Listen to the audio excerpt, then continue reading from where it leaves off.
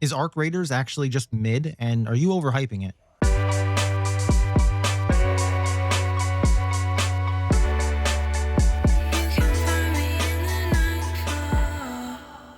Hey guys, Nightfall here, and I'm here again to shit on everyone's favorite game because that's what I do apparently. Because God forbid anyone has a differing opinion than all of the fucking shills that are paid to play this game. So let me just get this out of the way. I don't like extraction shooters. If that tells you anything, then take everything I say after this point with a grain of salt. With that being said, this game was marketed to me as the extraction shooter for the people who don't like extraction shooters. And while I did shell out the $40, which I still think is a little bit too expensive for a game like this, to play the game, and I still to this day play it, and I don't hate playing it, I think it could be better, and I think people are overhyping the absolute fuck out of this game. Some people are even going so far as to call this Game of the Year, and they couldn't be more wrong. Nothing about this game screams Game of the Year to me. The graphics just are not there. And when I say graphics, it's not to say that the game doesn't look stunning at certain points, but there are just certain things that don't load in right. They don't look right. They don't move right. I don't know how to explain it. Not to mention the damn vault mechanic feels like the game is still in alpha because I can't climb a 2-foot ridge without sliding down 17 times. And I'll pause for dramatic effect here while the rest of you type in skill issue down in the comments. So you might be asking yourself, why don't I like this game? Why do I think it's mid, and why do I think people are overhyping it? Well, because we've already seen an extraction shooter before, several times in fact. Some of the more popular ones, Escape from Tarkov, which everybody should know by this point, Hunt Showdown is a extraction shooter, Arena Breakout, and also Delta Force I'm pretty sure still has the extraction shooter mode in its game. But now I'll go ahead and pause once again so all of you keyboard warriors can go down and type in there, but this one's different. This one third person, this one PVE, this one beta. It's not better. It's the same thing. It's the same concept.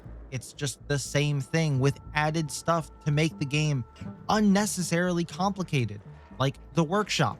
It's a good idea. I like being able to craft my own ammo and stuff like that. But you can also just buy it from the other stores for the same exact fucking thing. And of course, I'm being facetious. It's not the same exact thing. I can go buy 20 ammo for like 900 coins. Or I can go out of my way to gather the required materials to get it and either sell them for about half of that or just use it to craft the same amount of ammo. Point being, the other half that you're spending on just buying the ammo, you're wasting in time trying to find those resources or crafting materials. And sure, you might stumble across them at some point during other raids and looking for other stuff, and you might just remember, hey, I need these for ammo, and just grab them anyway. But that's not the point that I'm trying to make. The point is, they give you options. Options are good. But I feel like crafting your own ammo should feel more rewarding outside of just saving half off. It's not a fucking BOGO. But now let's talk about the real reason I hate this game the most. And hate's a strong word. I don't hate the game, maybe. I just dislike it. This game has PvE and it also has PvP. And maybe I'm just a noob and new to the game and I am only level 12. And again, maybe it's a skill issue. I don't know. But for some reason, the PvE part of the game seems way too hard for somebody just starting out. And I don't mean like way too hard as in I can't aim or I can't shoot the flying robots. No, I mean they have way too much fucking health for a starting enemy that you encounter. It seems more difficult to kill the robots or the PvE enemies than it does actual enemies in the game. And I don't know if that speaks more volumes about how advanced the AI is in this game for the PvE portion, or if that speaks volumes about how shit the skill level is on some of these players. Regardless, I have seen the outcries of people saying to remove PvP, and I do think that those people are mentally challenged or whatever you want to call it, but they have a point. Now, I don't think they should remove PvP entirely. I do think you should have an option to load into PvE lobbies where you get a reduced loot pool and reduced rarity of stuff that spawns. Maybe even a cap on what you can bring, cut the looting size in half of all the backpacks and stuff if you go into a PvE mode. But back to what I was saying before, the PvE enemies just take way too much ammo to destroy. And I know they have weak points, but even still, it still takes way too much ammo to kill them to be starting enemies. I get if you're going up against a Rocketeer or whatever the hell the other bigger enemies are called, but the ones just rolling around on the ground, I shouldn't have to shoot a whole clip into to destroy them. The ones flying around, the Wasps and the Hornets, I think they're called, I shouldn't have to put in 2 mags to disable them. All for what? For some measly loot, and then for the entire fucking lobby to hear me and then come kill me and then ransack anything that I would have had? It's just infuriating. And then you might say, well, if that's what you're worried about, then just avoid them, go around them. That would be nice if they didn't have the fucking radius of, I don't know, the whole state of New York. It seems like once you get seen by these fucking things, and they can see pretty far, you cannot outrun them. It's either you turn around and kill them or you die eventually, because even ducking into a building is going to get you killed. Because if you're lucky enough to find a building where somebody's not already in, these fucking things will come inside the building. But now let's get into some other things about what's wrong with this game, why it certainly cannot be game of the year, and just why I think people are overhyping it. Number 1, let's take a look at the player stats page. Here's a screenshot I took of my player stats page just recently. Again, I don't play this game a lot, so yes, I am only level 12, and yes, I have only knocked out 10 players. Or have I? Because the overview at the top tells me that I've knocked out 0 players. But down in the bottom where it says player stats, players knocked out, there's a 10 next to it. So I don't really know if I've knocked out 10 players or if that was just in my imagination. Point is, it's stats. How does it work in one spot, but not the other on the same fucking page? Get it together. The next thing I don't understand, which is gonna launch me into a whole thing about 2 other things, is the gameplay loop. This is the whole reason I've never gotten into extraction shooters before, is because I just don't understand the gameplay loop, or maybe that's the problem. It's just a loop. There is no end game. When I play other games like Rainbow Six Siege or Apex or Fragpunk, I play to achieve a rank. There's a ranked mode. That's what I play it for most of the time. Or they have different game modes where you're just trying to get all the way to the end, like Toy Frontline in Fragpunk, for example. Try to clear all the stages. I don't understand the appeal of an extraction shooter to all these people. It blows my mind. I don't get it. There is no point of playing outside of just trying to get the most loot that you can. For what? For what? Somebody tell me in the comments, you're acquiring all of this loot for what? What is the purpose of gathering the best gun in the game, the best everything in the game, the best backpack, the best armor, whatever? What's the point? You get all of that stuff, and then what? What do? You just load in with the best stuff and then try to ruin other people's days? Like, I don't understand the point. There doesn't seem to be a point. And that's historically why I haven't liked extraction shooters, or just the genre in general. But that leads me into the other 2 things that they've added to this game, and that is trials and projects. Now, I can't show you these because I'm not level 15 or level 20 yet, but trials apparently allows you to achieve a rank of some kind, and projects is, from my understanding, and somebody correct me if I'm wrong, basically just prestiging. Now, I'll come back to trials in just a second because I think people are misunderstanding what trials actually are, because it's not really a rank. But let's focus on projects for a second. This is another thing that I've never understood about games, especially Call of Duty. What the fuck is the point of prestiging if you don't get anything for it? They give you a fancy little badge next to your name to show you that you have no life and that you fucking drink gamer girl pee. Like, I don't understand. Like, people who play extraction shooters are a different breed of people. And maybe I'm missing something, and I hope I am.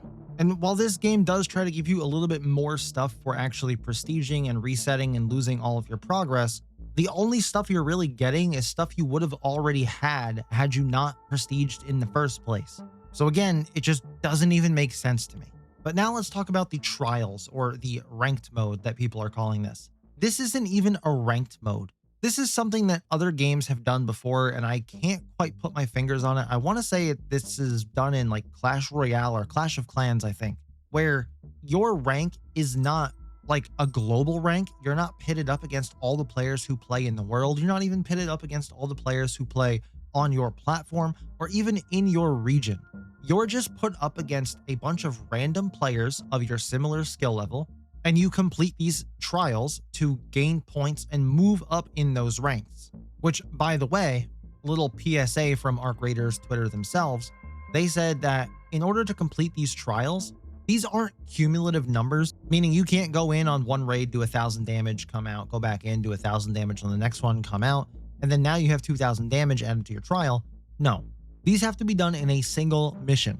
Now, this is a weird way to do a rank in a AAA game for consoles and PC. Like I said, this is mobile game stuff, but I guess this is the only real way that makes sense in an extraction shooter. I don't know. I don't have a lot of knowledge on that. I don't know how you would implement a rank system into an extraction shooter. Either way, it just, I don't like it. And people want to attack other games for how menus look and calling them literal mobile games. This rank system is a mobile game. That's what it is. I've never seen this rank system used in another AAA console slash PC based game. And I'm sure I'm wrong, but I've never seen it. Then let's go back and actually talk about some of the crafting options that you have. In total, you have 7 workbenches or areas or workshops, and they all do different things. So let's try to break it down really quick. You have a workbench, which you can craft ammo, guns, you can craft a looting backpack or augment or whatever you want to call it. And then you can also craft like shield rechargers and bandages. Then you have a gunsmith where you can craft guns, gun attachments. Then you have a gear bench where you can craft more backpacks or looting augments and shields. You have a refiner, which lets you craft other things that you need to craft other things or complete challenges or upgrade other stuff. You have a utility station, which lets you craft utilities like binoculars, zip lines, hatch keys, etc. You have a medical lab, which lets you craft bandages, adrenaline shots, shield rechargers. And then you have an explosive station, which lets you craft things like grenades. Now, if you're wondering why I said the same thing on different things, it's because you can craft the same things on different things. So I'm not saying that it's bad to separate certain things. I just feel like it could be better. I feel like a lot of these things could be condensed and maybe you really only need like 4 or 5 at most. But again, that's just a minor complaint. And lastly, I want to talk about optimization. This game isn't what I would consider optimized the best. I think it could be a lot better, but it's not horribly optimized. I've seen much worse. The problem I have is that when you first load into the game, it has a lot of these settings on the highest setting possible, which is fine because it's probably going based off of your recommended graphics card. So maybe not everybody got set to everything set to the highest, but I would prefer to load into a game and actually be able to set my graphics settings on my own and not immediately have ray tracing turned on with all of the settings turned all the way up, because I actually like my graphics card to work. Now, playing this game off stream, I can get around 200-ish FPS, I think. I haven't really paid attention to it. If you're watching the gameplay in the background, this is with just OBS open and recording, not streaming. But if I even attempt to stream this game, albeit I do stream to multiple platforms, which you should go follow me over on Twitch and Kick as well, it severely hampers the performance of this game. And I understand the limits of my PC, but I have no problem doing this on other games. So again, I feel like the game could be better optimized. That's not to say that it is poorly optimized. It's somewhere in between. And then the one final thing I want to say, and this is something that will probably keep me coming back to the game, is that it's a live service game. It's something that they plan on updating. In fact, they have updates planned out already for the next 2 months, which seem like pretty decent updates considering they're saying we're going to get new maps. And even in December, we're going to have weather conditions change for the maps, which sounds pretty cool to me. I like the idea and I like the direction that they're heading, and I don't think it's a bad game. What I will say is I want to caution all of the people out there that think this is a Game of the Year candidate, or those that go so far as to say it's definitely Game of the Year, 100% for sure, no competition, because it's just not.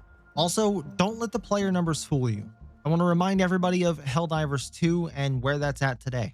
The game hasn't even been out a month, so let's just dial it back, enjoy the game for what it is, and not overhype it, because you're going to end up bringing all these people to the game expecting something that they shouldn't expect. almost like I was, where I was marketed this game as the extraction shooter for people who don't like extraction shooters, and then they're just going to leave. Also, not to mention the manufactured success, because this is what all the streamers are streaming right now. And I can almost guarantee you in about a week, when Black Ops 7 comes out, this game's player count is going to drop significantly. I would say it would probably get cut in half, but that remains to be seen. I mean, look, I said Marvel Rivals was going to fall off significantly, and Marvel Rivals is doing pretty... Oh, wait. Yeah.